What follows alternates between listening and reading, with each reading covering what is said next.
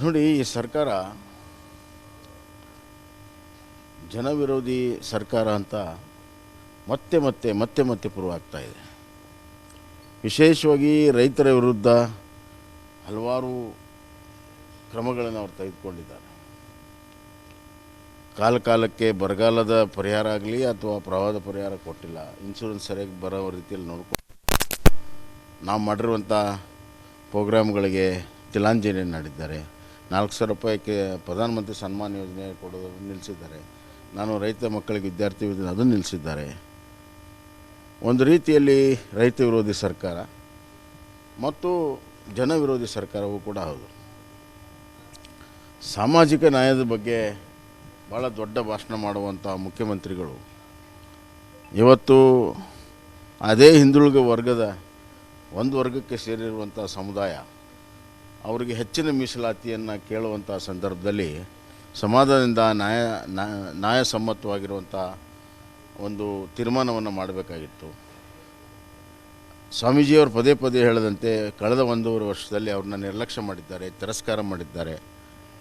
ಈಗ ಅವ್ರ ಮೇಲೆ ಲಾಠಿ ಪ್ರಹಾರ ಮಾಡಿ ರಕ್ತವನ್ನು ಸುರಿಸಿರುವಂಥದ್ದು ಕ್ಷಮಿಸಲಾರದ ಅಪರಾಧ. ಇದಕ್ಕೆ ಭಾಳ ದೊಡ್ಡ ಬೆಲೆಯನ್ನು ಸರ್ಕಾರ ತೆತ್ತಬೇಕಾಗ್ತದೆ. ಈ ಪೊಲೀಸ್ ಆಡಳಿತ ಈ ಒಂದು ದೌರ್ಜನ್ಯ ಭಾಳ ದಿವಸ ನಡೆಯೋದಿಲ್ಲ ಅನ್ನುವಂಥ ಎಚ್ಚರಿಕೆ ಕೊಡ್ತೇನೆ. ಮತ್ತು ಮುಖ್ಯಮಂತ್ರಿಗಳು ನಿನ್ನೆ ಅಫಿಡವಿಟ್ ಬಗ್ಗೆ ಮಾತಾಡಿದ್ದಾರೆ. ನಾವೇ ಆಜ್ಞೆಯನ್ನು ಮಾಡಿದ್ದೇವೆ, ರಿಲಿಜಿಯಸ್ ರಿಸರ್ವೇಷನ್ ತೆಗೆದು 4% ಅವ್ರಿಗಿದ್ದನ್ನು 5 7 ಮತ್ತು ಒಕ್ಕಲಿಗ ಸಮುದಾಯಕ್ಕೆ ಅದಕ್ಕೂ ಕೂಡ 5 6 ಮಾಡಿ 7 ಮಾಡಿ ನಾವು ಆಜ್ಞೆಯನ್ನು ಮಾಡಿದ್ವಿ. ನಾವೇ ಆಜ್ಞೆ ಮಾಡಿ ನಾವ್ಯಾಕೆ ಅದಕ್ಕೆ ಇಷ್ಟ ತರೋದು? ಸಿದ್ದರಾಮಯ್ಯವ್ರ ಬೆಂಬಲಿಗರೇ ಹಿನ್ನೆಲೆಯಲ್ಲಿದ್ದು ಕೋರ್ಟ್ಗೆ ಹೋಗಿದ್ದರು.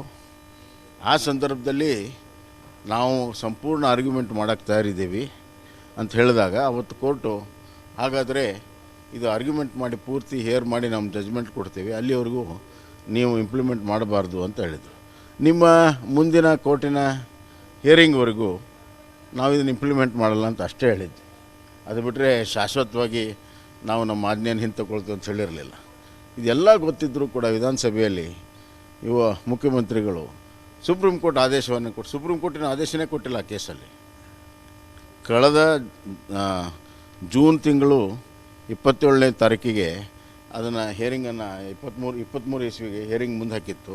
ಈ ಸರ್ಕಾರಕ್ಕೆ ಕಾಳಜಿ ಇಲ್ಲ, ಇವರು ವೋಟ್ ಬ್ಯಾಂಕ್ ರಾಜಕಾರಣ ಮಾಡ್ತಾ ಇದ್ದಾರೆ.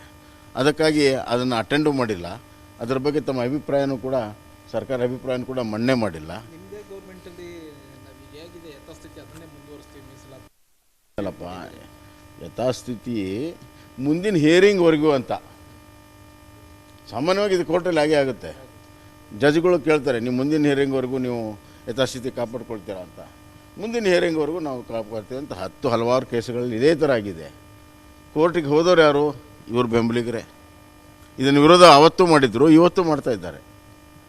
ಮತ್ತು ಮುಂದಿನ ಹಿಯರಿಂಗನ್ನು ನಡೆಸಬೇಕಲ್ಲ. ಕಳೆದ 1 ವರ್ಷದ ಹಿಂದೆ ಇವ್ರ ಸರ್ಕಾರ ಇದೆ, ಇವರು ಮುಂದಿನ ಹಿಯರಿಂಗ್ ನಡೆಸಬೇಕಲ್ಲ, ನಡೆಸೋಕ್ಕೆ ತಯಾರಿಲ್ಲ. ಇದು ಭಾಳ ಸ್ಪಷ್ಟವಾಗಿದೆ.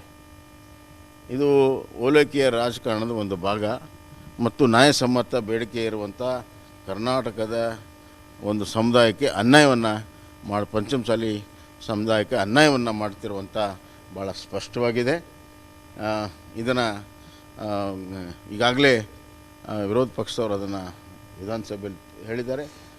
ನಾಳೆ ನಾಡಿದ್ದು ಯಾವತ್ತು ಚರ್ಚೆ ಆಗುತ್ತೆ ಆವಾಗ ಆ ಅಫಿಡೇಟನ್ನು ಪೂರ್ಣ ಪ್ರಮಾಣದಲ್ಲಿ ಸರಿಯಾದ ಅರ್ಥದಲ್ಲಿ ಓದಿದರೆ ಭಾಳ ಸ್ಪಷ್ಟ ಆಗ್ತದೆ. ದಾರಿ ತಪ್ಪಿಸೋ ಕೆಲಸ ಆಗಬಾರ್ದು. ನೋಡಿ, ಈ ಸರ್ಕಾರ ಜನವಿರೋಧಿ ಸರ್ಕಾರ ಅಂತ ಮತ್ತೆ ಮತ್ತೆ ಮತ್ತೆ ಮತ್ತೆ ಪ್ರೂವ್ ಆಗ್ತಾ ಇದೆ. ವಿಶೇಷವಾಗಿ ರೈತರ ವಿರುದ್ಧ ಹಲವಾರು ಕ್ರಮಗಳನ್ನು ಅವರು ತೆಗೆದುಕೊಂಡಿದ್ದಾರೆ. ಕಾಲಕ್ಕೆ ಬರಗಾಲದ ಪರಿಹಾರ ಆಗಲಿ ಅಥವಾ ಪ್ರವಾಹದ ಪರಿಹಾರ ಕೊಟ್ಟಿಲ್ಲ. ಇನ್ಶೂರೆನ್ಸ್ ಸರಿಯಾಗಿ ಬರೋ ರೀತಿಯಲ್ಲಿ ನೋಡ್ಕೊಂಡು ನಾವು ಮಾಡಿರುವಂಥ ಪ್ರೋಗ್ರಾಮ್ಗಳಿಗೆ ತಿಲಾಂಜಲಿ ಮಾಡಿದ್ದಾರೆ. 4,000 ರೂಪಾಯಿಗೆ ಪ್ರಧಾನಮಂತ್ರಿ ಸನ್ಮಾನ ಯೋಜನೆ ಕೊಡೋದು ನಿಲ್ಲಿಸಿದ್ದಾರೆ. ನಾನು ರೈತ ಮಕ್ಕಳಿಗೆ ವಿದ್ಯಾರ್ಥಿ ವೇತನ ಅದನ್ನು ನಿಲ್ಲಿಸಿದ್ದಾರೆ. ಒಂದು ರೀತಿಯಲ್ಲಿ ರೈತ ವಿರೋಧಿ ಸರ್ಕಾರ ಮತ್ತು ಜನ ವಿರೋಧಿ ಸರ್ಕಾರವೂ ಕೂಡ ಹೌದು.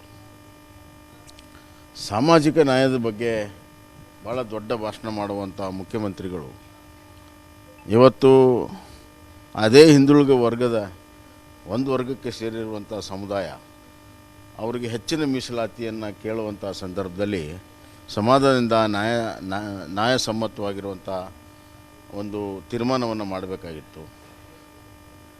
ಸ್ವಾಮೀಜಿಯವರು ಪದೇ ಪದೇ ಹೇಳದಂತೆ ಕಳೆದ 1.5 ವರ್ಷದಲ್ಲಿ ಅವ್ರನ್ನ ನಿರ್ಲಕ್ಷ್ಯ ಮಾಡಿದ್ದಾರೆ, ತಿರಸ್ಕಾರ ಮಾಡಿದ್ದಾರೆ. ಈಗ ಅವ್ರ ಮೇಲೆ ಲಾಠಿ ಪ್ರಹಾರ ಮಾಡಿ ರಕ್ತವನ್ನು ಸುರಿಸಿರುವಂಥದ್ದು ಕ್ಷಮಿಸಲಾರದ ಅಪರಾಧ. ಇದಕ್ಕೆ ಭಾಳ ದೊಡ್ಡ ಬೆಲೆಯನ್ನು ಸರ್ಕಾರ ತೆತ್ತಬೇಕಾಗ್ತದೆ. ಈ ಪೊಲೀಸ್ ಆಡಳಿತ ಈ ಒಂದು ದೌರ್ಜನ್ಯ ಭಾಳ ದಿವಸ ನಡೆದಿಲ್ಲ ಅನ್ನುವಂಥ ಎಚ್ಚರಿಕೆ ಕೊಡ್ತೇನೆ. ಮತ್ತು ಮುಖ್ಯಮಂತ್ರಿಗಳು ನಿನ್ನೆ ಅಫಿಡವಿಟ್ ಬಗ್ಗೆ ಮಾತಾಡಿದ್ದಾರೆ. ನಾವೇ ಆಜ್ಞೆಯನ್ನು ಮಾಡಿದ್ದೇವೆ, ರಿಲಿಜಿಯಸ್ ರಿಸರ್ವೇಷನ್ ತೆಗೆದು 4% ಅವ್ರಿಗಿದ್ದನ್ನು 5 ಮತ್ತು ಒಕ್ಕಲಿಗ ಸಮುದಾಯಕ್ಕೆ ಅದಕ್ಕೂ ಕೂಡ 5 6 ಮಾಡಿ 7 ಮಾಡಿ ನಾವು ಆಜ್ಞೆಯನ್ನು ಮಾಡಿದ್ವಿ. ನಾವೇ ಆಜ್ಞೆ ಮಾಡಿ ನಾವ್ಯಾಕೆ ಅದಕ್ಕೆ ಇಷ್ಟ ತರೋದು? ಸಿದ್ದರಾಮಯ್ಯವ್ರ ಬೆಂಬಲಿಗರೇ ಹಿನ್ನೆಲೆಯಲ್ಲಿದ್ದು ಕೋರ್ಟ್ಗೆ ಹೋಗಿದ್ದರು. ಆ ಸಂದರ್ಭದಲ್ಲಿ ನಾವು ಸಂಪೂರ್ಣ ಆರ್ಗ್ಯುಮೆಂಟ್ ಮಾಡೋಕ್ಕೆ ತಯಾರಿದ್ದೀವಿ ಅಂತ ಹೇಳಿದಾಗ ಅವತ್ತು ಕೋರ್ಟು ಹಾಗಾದರೆ ಇದು ಆರ್ಗ್ಯುಮೆಂಟ್ ಮಾಡಿ ಪೂರ್ತಿ ಹೇರ್ ಮಾಡಿ ನಾವು ಜಜ್ಮೆಂಟ್ ಕೊಡ್ತೀವಿ, ಅಲ್ಲಿವರೆಗೂ ನೀವು ಇಂಪ್ಲಿಮೆಂಟ್ ಮಾಡಬಾರ್ದು ಅಂತ ಹೇಳಿದರು. ನಿಮ್ಮ ಮುಂದಿನ ಕೋರ್ಟಿನ ಹಿಯರಿಂಗ್ವರೆಗೂ ನಾವು ಇದನ್ನು ಇಂಪ್ಲಿಮೆಂಟ್ ಮಾಡಲ್ಲ ಅಂತ ಅಷ್ಟೇ ಹೇಳಿದ್ವಿ. ಅದು ಬಿಟ್ಟರೆ ಶಾಶ್ವತವಾಗಿ ನಾವು ನಮ್ಮ ಆಜ್ಞೆಯನ್ನು ಹಿಂತಕೊಳ್ತೀವಿ ಅಂತ ಹೇಳಿರಲಿಲ್ಲ. ಇದೆಲ್ಲ ಗೊತ್ತಿದ್ದರೂ ಕೂಡ ವಿಧಾನಸಭೆಯಲ್ಲಿ ಮುಖ್ಯಮಂತ್ರಿಗಳು ಸುಪ್ರೀಂ ಕೋರ್ಟ್ ಆದೇಶವನ್ನು ಸುಪ್ರೀಂ ಕೋರ್ಟಿನ ಆದೇಶನೇ ಕೊಟ್ಟಿಲ್ಲ ಆ ಕೇಸಲ್ಲಿ. ಕಳೆದ ಜೂನ್ ತಿಂಗಳು 27ನೇ ತಾರೀಕಿಗೆ ಅದನ್ನು ಹಿಯರಿಂಗನ್ನು 23 ಇಸ್ವಿಗೆ ಹಿಯರಿಂಗ್ ಮುಂದೆ ಹಾಕಿತ್ತು. ಈ ಸರ್ಕಾರಕ್ಕೆ ಕಾಳಜಿ ಇಲ್ಲ, ಇವರು ವೋಟ್ ಬ್ಯಾಂಕ್ ರಾಜಕಾರಣ ಮಾಡ್ತಾ ಇದ್ದಾರೆ. ಅದಕ್ಕಾಗಿ ಅದನ್ನು ಅಟೆಂಡು ಮಾಡಿಲ್ಲ. ಅದರ ಬಗ್ಗೆ ತಮ್ಮ ಅಭಿಪ್ರಾಯನೂ ಕೂಡ ಸರ್ಕಾರ ಅಭಿಪ್ರಾಯನೂ ಕೂಡ ಮನ್ನೆ ಮಾಡಿಲ್ಲ. ಅಲ್ಲಪ್ಪ, ಯಥಾಸ್ಥಿತಿ ಮುಂದಿನ ಹಿಯರಿಂಗ್ವರೆಗೂ ಅಂತ ಸಾಮಾನ್ಯವಾಗಿ ಇದು ಕೋರ್ಟಲ್ಲಿ ಹಾಗೆ ಆಗುತ್ತೆ. ಜಜ್ಗಳು ಕೇಳ್ತಾರೆ, ನೀವು ಮುಂದಿನ ಹಿಯರಿಂಗ್ವರೆಗೂ ನೀವು ಯಥಾಸ್ಥಿತಿ ಕಾಪಾಡ್ಕೊಳ್ತೀರಾ ಅಂತ. ಮುಂದಿನ ಹಿಯರಿಂಗ್ವರೆಗೂ ನಾವು ಕಾಪಾಡ್ತೀವಿ ಅಂತ ಹಲವಾರು ಕೇಸುಗಳಲ್ಲಿ ಇದೇ ಥರ ಆಗಿದೆ. ಕೋರ್ಟಿಗೆ ಹೋದವ್ರು ಯಾರು? ಇವರು ಬೆಂಬಲಿಗರೇ. ಇದನ್ನು ವಿರೋಧ ಅವತ್ತು ಮಾಡಿದ್ರು, ಇವತ್ತು ಮಾಡ್ತಾ ಇದ್ದಾರೆ. ಮತ್ತು ಮುಂದಿನ ಹಿಯರಿಂಗನ್ನು ನಡೆಸಬೇಕಲ್ಲ. ಕಳೆದ 1 ವರ್ಷದ ಹಿಂದೆ ಇವ್ರ ಸರ್ಕಾರ ಇದೆ, ಇವರು ಮುಂದಿನ ಹಿಯರಿಂಗ್ ನಡೆಸಬೇಕಲ್ಲ, ನಡೆಸೋಕ್ಕೆ ತಯಾರಿಲ್ಲ. ಇದು ಭಾಳ ಸ್ಪಷ್ಟವಾಗಿದೆ. ಇದು ಓಲೈಕೆಯ ರಾಜಕಾರಣದ ಒಂದು ಭಾಗ ಮತ್ತು ನ್ಯಾಯಸಮ್ಮತ ಬೇಡಿಕೆ ಇರುವಂಥ ಕರ್ನಾಟಕದ ಒಂದು ಸಮುದಾಯಕ್ಕೆ ಅನ್ಯಾಯವನ್ನು ಪಂಚಮಸಾಲಿ ಸಮುದಾಯಕ್ಕೆ ಅನ್ಯಾಯವನ್ನು ಮಾಡ್ತಿರುವಂಥ ಭಾಳ ಸ್ಪಷ್ಟವಾಗಿದೆ. ಇದನ್ನು ಈಗಾಗಲೇ ವಿರೋಧ ಪಕ್ಷದವರು ಅದನ್ನು ವಿಧಾನಸಭೆಯಲ್ಲಿ ಹೇಳಿದ್ದಾರೆ. ನಾಳೆ ನಾಡಿದ್ದು ಯಾವತ್ತು ಚರ್ಚೆ ಆಗುತ್ತೆ ಆವಾಗ ಆ ಅಫಿಡೇಟನ್ನು ಪೂರ್ಣ ಪ್ರಮಾಣದಲ್ಲಿ ಸರಿಯಾದ ಅರ್ಥದಲ್ಲಿ ಓದಿದರೆ ಭಾಳ ಸ್ಪಷ್ಟ ಆಗ್ತದೆ. ದಾರಿ ತಪ್ಪಿಸೋ ಕೆಲಸ ಆಗಬಾರ್ದು.